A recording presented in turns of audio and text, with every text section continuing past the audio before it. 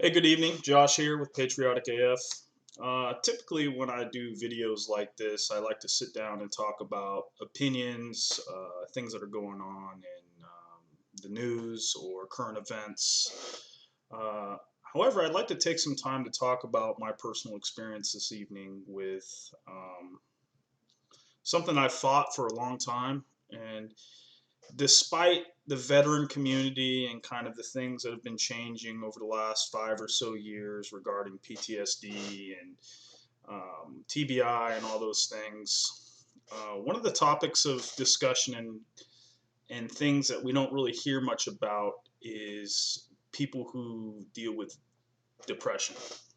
And this isn't necessarily just vets or folks who've deployed or law enforcement or any type of civil service like that. This is for everyone.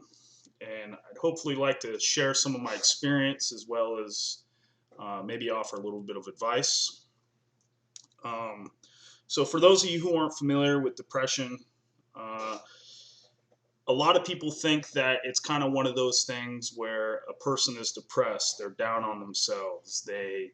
Uh, a lot of times it's associated with suicide or hurting yourself or something of that nature. But that's not necessarily always the case.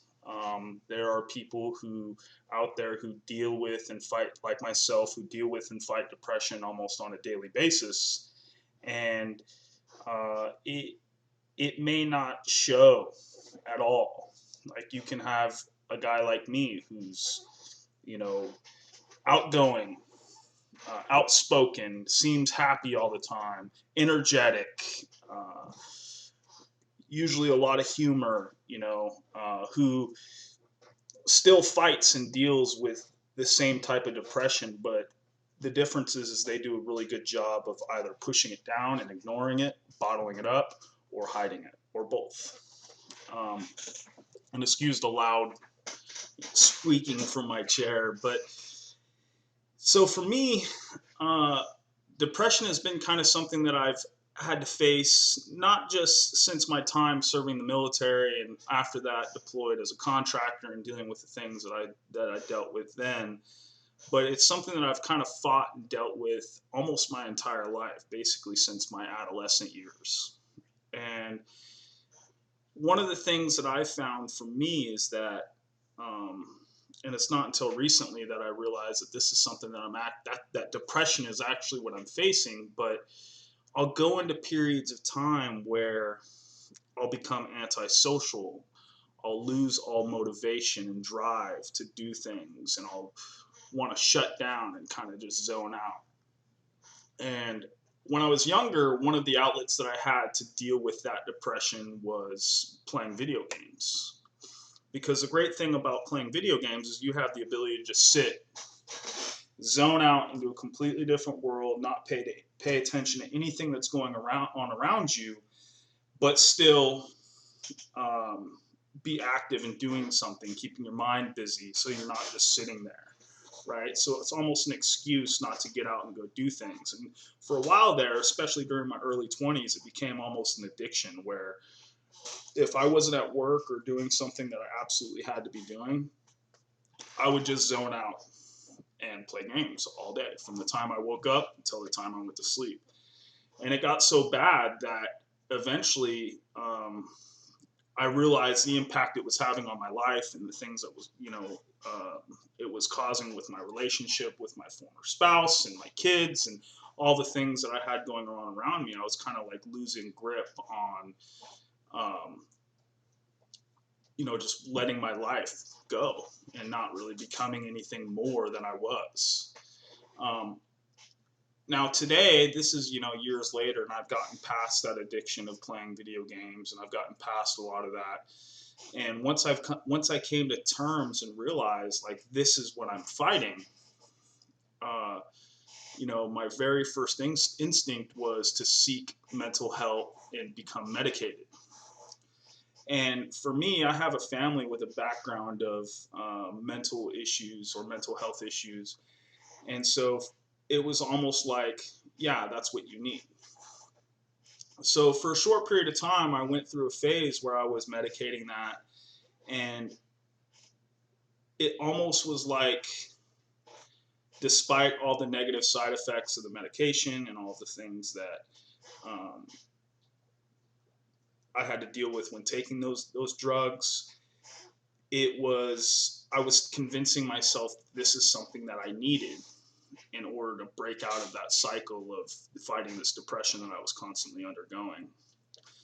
And so eventually I realized, like, one of the medications I was on, it was making me sleep like 12 to 16 hours a day. I would take it and literally be out. And then I would wake up and I would feel good and I would be fine. But literally, you weren't waking me up from like 9 p.m. until, at least 9 a.m. the next morning, to the point where I was missing out on my life because I was spending all of my time sleeping. There were other drugs that I've taken that had made me feel just like a zombie, just completely groggy, like lack of all emotion.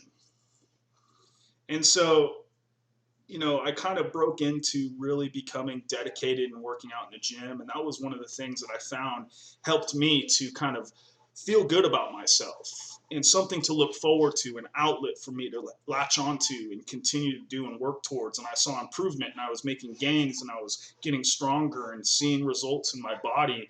And it was almost like I started to forget about that depression. And despite even today me going through phases or periods of time, especially when I'm undergoing a lot of stress with different variables or obstacles in my life, I'll find myself starting to kind of fall down back into that mindset and fall back into that, downward spiral of depression.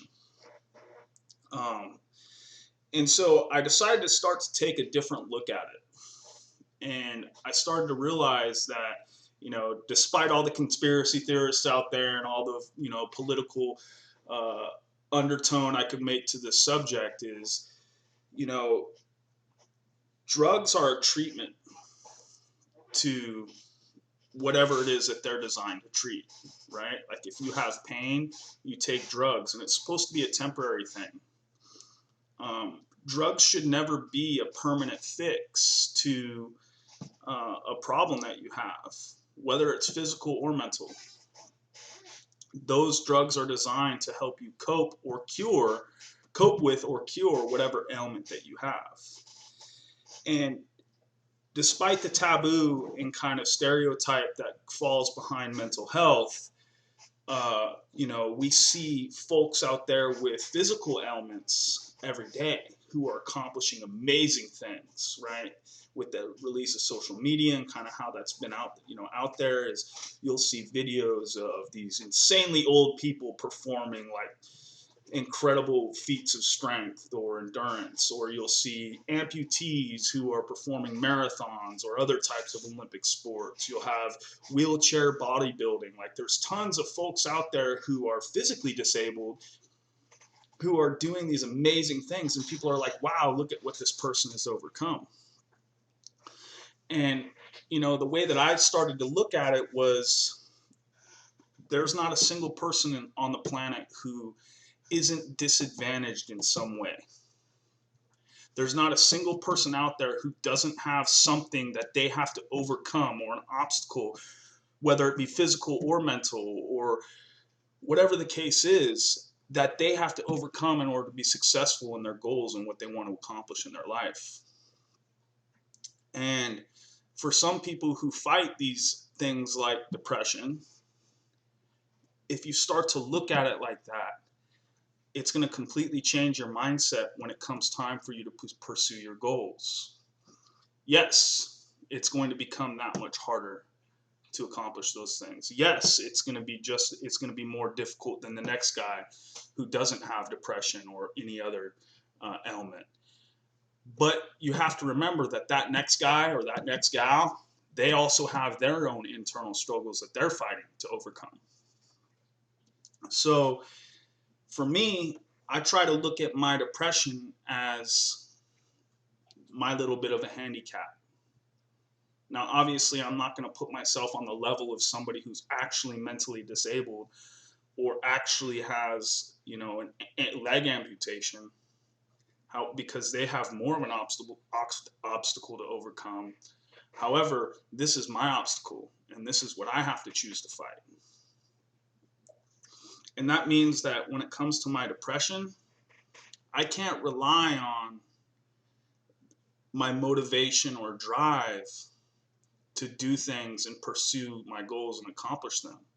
I have to rely on discipline and character and perseverance and integrity and the commitments that I've made to myself in order to continue to pursue those goals and pursue happiness within myself and create a spiritual balance within myself where I can understand and recognize that that's something that I'm dealing with, identify it, be emotionally intelligent enough to recognize that those emotions aren't coming from a place of genuine truth of what's actually going on in my life, and overcome that depression and continue to pursue those goals through my discipline and integrity and character.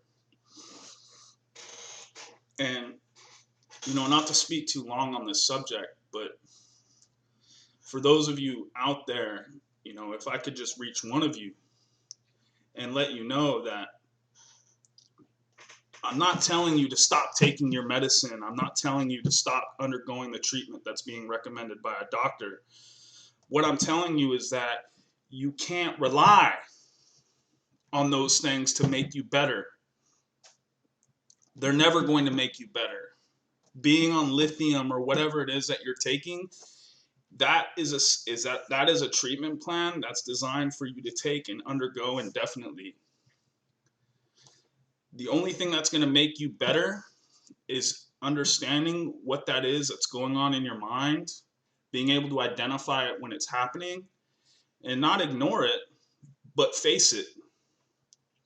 Stand up and be willing to become that person who is going to overcome those challenges and be better and stronger than those challenges. So for me, when I wake up in the morning and I know I need to go to work, or I need to go do this, or I have my kids, I need to take care of them, or I have to go to the gym, or I got to do whatever it is that I have on my plate for that day, and I sense that depression starting to creep up, I face it.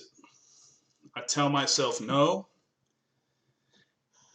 you can do this, continue forward and drive on.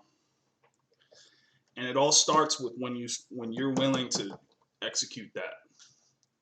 You know, they say this all the time out there, you know, don't be a victim. But it's true. You can't be a victim to your own mind. You can't be a victim. You can't let this ailment control you. You have to overcome that and accomplish that feat every day and be willing to face it. And don't be a victim of, say, I have depression. It's not an excuse. It's not a handicap. Just like anything else, right? So that was my quick video on it. I guess the biggest takeaway that I have, you know, the last piece that I want to put in there is, despite my advice on that, and despite me undergoing these same types of, you know, the same type of pursuit, it's still something that I sometimes fail at, even today, after trying and using this method of growth and understanding for years, is I still fail. There are still days where I shut down. There are still days where I zone off, watch TV all day, or play video games. But I'm not going to let that define my next day. And then the last piece is, you know, there are tons and tons of examples of celebrities and public figures out there who have committed suicide because of, you know, what was claimed to be depression, and they seem to be the happiest, most successful people out there, and all of a sudden, out of nowhere, they're gone. One of the things that I would say is that for those of you who have your close friends, like, they're people who fight that thing, that people who fight depression aren't always going to be upfront and open about what they face. People who fight depression aren't always going to come out and say, oh, I'm really depressed. Like, you need to keep your buddies in check and keep an eye on your friends and your relatives, and talk to them and reach out to them. Hey, are you okay? Is everything all right? And even if they say yes, they are, they might not be. But a lot of times, the folks who really deal with that on a deep level, just you asking is enough to help them move one step closer to overcoming that. So if you have somebody out there who who's going through a lot, they've got a lot of challenges and obstacles in their life, just take 5 seconds to check on them, shoot them a text. All right, have a good night.